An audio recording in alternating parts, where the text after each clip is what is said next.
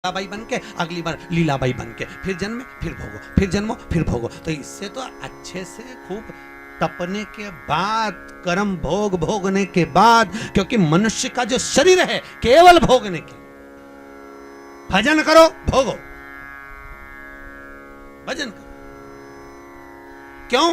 84 लाख योनियों में आप कीट बनकर पैदा हुए, आपको उसमें मर भी जाओगे तो आपको ज्ञान नहीं होगा। पशु बनकर पैदा हुए आपको ज्ञान नहीं होगा, जंतु बनकर पैदा हुए आपको ज्ञान नहीं होगा। पर मनुष्य की योनि केवल एक ऐसी योनि है, इस योनि के अंतर तुमने पूर्व में 84 लाख योनि में जो जो कर्म करे होते हैं, उस कर्म का सारा भोग तुम्हें मनुष्य योनि में भोगने को मिलता है। और उस योनि में जब भोगोगे तो थोड़ा सा कष्ट तो होगा महाराज, होगा। कई लोग कहते हैं हमारी पड़ोसन तो अगरबत्ती नहीं लगाती गुरुजी तो भी खुश, कभी मंदिर नहीं जाती पड़ोसन, कभी शंकर जी को लोटा भर पानी नहीं चढ़ाती तो भी भगवान खूब दे दिया, और हम तो रोज मंदिर जाएं, व्रत करें, उपास करें तो भी दुखी हैं। उसका क्या कारण है? तो शिव महापुराण में लिखा, एक बार देवऋषि नारद भगवान विष्णु के पास में पहुंचे और भगवान विष्णु से कहा, नारायण, दुनिया के लोग अगरबत्ती नहीं लगाएं, भगवान का पूजन नहीं करें, पाठ नहीं करें तो सुखी रहते हैं, और दुनिया के लोग भगवान का भजन पूजन करते हैं तो दुखी रहते हैं, ऐसा क्यों? भगवान विष्णु ने कुछ बोले नहीं। भगवान विष्णु बोले, मुझे भूख लग रही है, मेरे साथ पृथ्वी पे घूमने चल। भगवान विष्णु नारद जी के साथ पृथ्वी पे घूमने निकले। अब जैसे ही नारद जी के साथ घूमने निकले तो भगवान विष्णु ने एक सेठ जी का घर देखा। नारद जी बोले, महाराज ये सेठ जी का घर है, खूब बड़ा धर्मात्मा दानी है, चलो इसके यहाँ कुछ खाने को मिल जाएगा। भगवान विष्णु ने मनुष्य का रूप रखा, नारद जी ने मनुष्य का रूप रखा, साधारण रूप बन रखकर दरवाजा बजाया। सेठ जी, ओ सेठ जी, सेठ जी, सेठ जी बाहर निकल कर आए। क्या है? हमें भूख लगी है, कुछ दान दे दो। इतने में सेठ जी बोले, तुम्हारा बाप रख के गया, दान दे दो। चलो निकले यहां से, भाग, निकल जाओ यहां से। सेठ जी ने धक्के मार के देवऋषि नारद और भगवान विष्णु को भगा दिया। इतने में देवऋषि नारद को क्रोध आया। देवऋषि नारद ने कहा, महाराज, इसने अपमान करा है, अपने को धक्के मारकर निकाला है, श्राप दे दो, बर्बाद हो जाए। भगवान विष्णु ने पीछे पलटकर सेठ जी को देखा। देखकर भगवान विष्णु ने दोनों हाथ उठाकर कहा, जा, तेरे यहां खूब लक्ष्मी बढ़ जाए, खूब लक्ष्मी बढ़े, और बढ़े और बढ़े। इतने में देवऋषि नारद ने कहा, प्रभु तुम लक्ष्मी बढ़ने का, तुम्हें श्राप देना था तो तुमने आशीर्वाद दे दिया। भगवान बोले, मेरी मर्जी, चलो। भगवान विष्णु और आगे गए। भगवान ने कहा, छोटा सा झोपड़ा है, छोटी सी कुटिया थी, छोटा सा घर था। भगवान ने कहा, यहां देख कुछ मिल जाए। देवऋषि नारद ने आवाज लगाई, माता, बाबा, भूख लगी है। अंदर से एक बूढ़ी माँ निकल कर बाहर आई। आओ बाबा, अंदर बैठो। 2 आसन लगाए, भगवान विष्णु और देवऋषि नारद को बिठाया। माता जी ने कहा, बाबा क्या चाहिए? हमें भूख लगी है। माँ बोली, बाबा मेरे यहाँ खाने का तो कुछ नहीं है, एक गाय है, गाय दूध देती है, हम उसका ही पालन करते हैं, आपको मैं दूध ला कर देती हूँ। माता जी ने पानी पिलाया, दूध लाकर देवऋषि नारद भगवान विष्णु को दिया। महाराज मेरी गाय इतनी बढ़िया है, बस वो दूध देती है, आप लीजिए। भगवान ने दूध पिया, देवऋषि नारद ने दूध पिया, भगवान चल दिए। इतने में देवऋषि नारद बोले, प्रभु कितनी अच्छी अम्मा है, कितनी अच्छी आई है, कितनी अच्छी माता है, आशीर्वाद दो भगवान, इसको खूब आशीर्वाद दो, ये खूब दान करती रहे, पुण्य करती रहे। इतने में तुरंत भगवान विष्णु ने पीछे पलट कर देखा। पलट कर देखकर आशीर्वाद देते समय भगवान विष्णु ने कहा, जा, तेरी गाय मर जाए। भगवान विष्णु ने हाथ ऊंचा कर कहा, तेरी गाय मर जाए। और भगवान चल, जैसे ही चले इतने में देवऋषि नारद को क्रोध आ गया।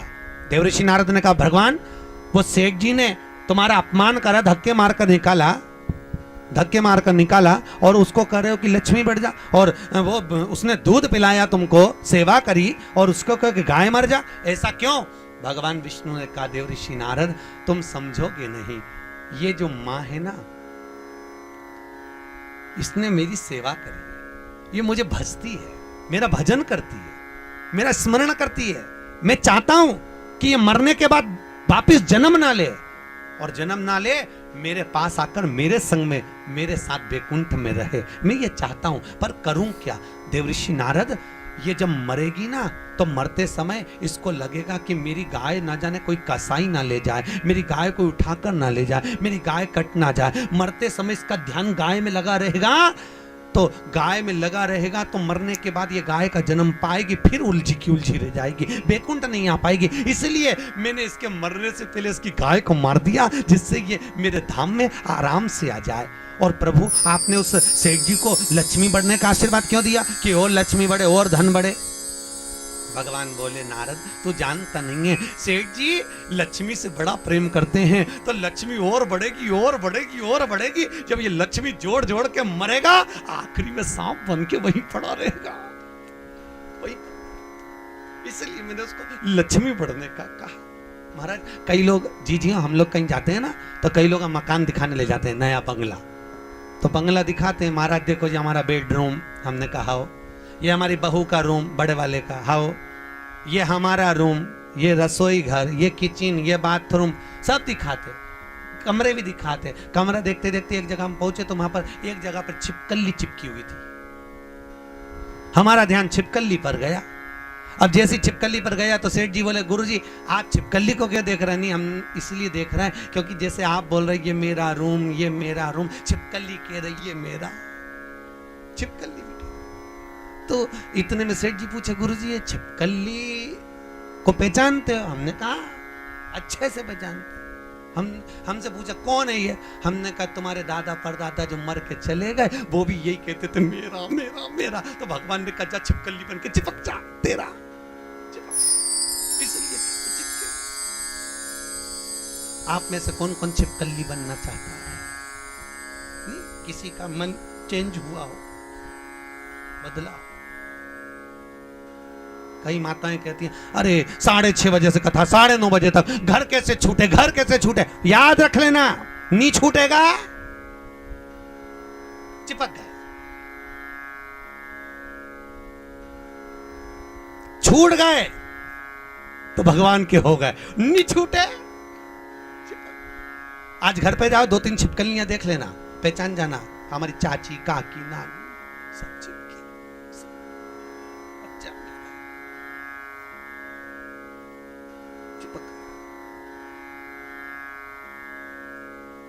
और कल आओ तो अपनी अड़ोसन पड़ोसन से भी कह देना छिपकली नहीं बनना हो तो चल, और बनना हो तो रह जा, तेरा मन, तुझे रहना हो तो बात दूसरी।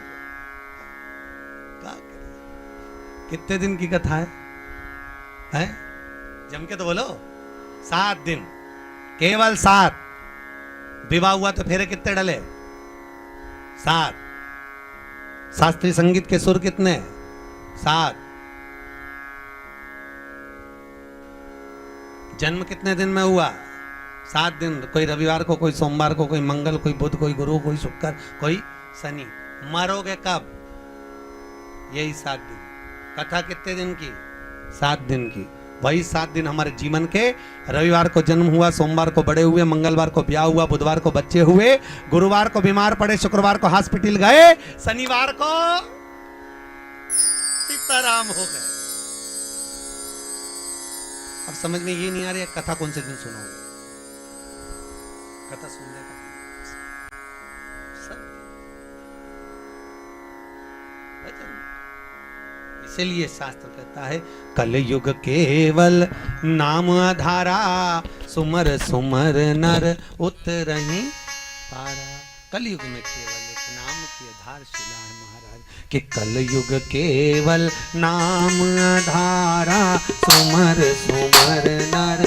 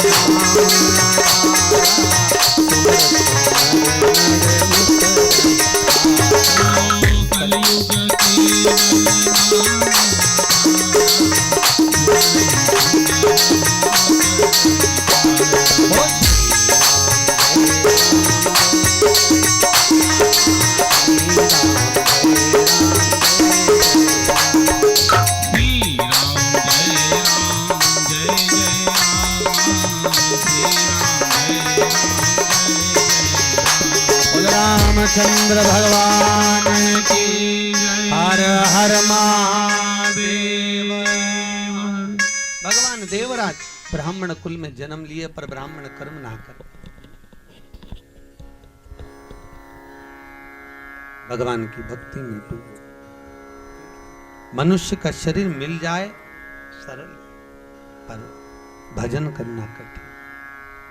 देवराज मानव शरीर पा तो लिए, ब्राह्मण कुल में जन्म भी ले लिया, पर का ब्राह्मण कर्म नहीं कर पाए। चोरी करना, निंदा करना, चुगली करना, बुराई करना, इसी में तल्लीन रहे। एक बार देवराज कहीं से धन लेकर आ रहे थे और धन लाते समय देवराज शंकर जी के मंदिर में पहुंच गए। शिव शरीर तपा, ठंड लगी, कोई ताप पड़ गया, बुखार आ गया। शिव मंदिर में बैठ गए। वहीं पर शिव महापुराण की कथा कोई ब्राह्मण बाच रहा था। केवल देवराज ने उस शिव महापुराण का केवल एक महत्तम शब्द ही श्रवण करा है। केवल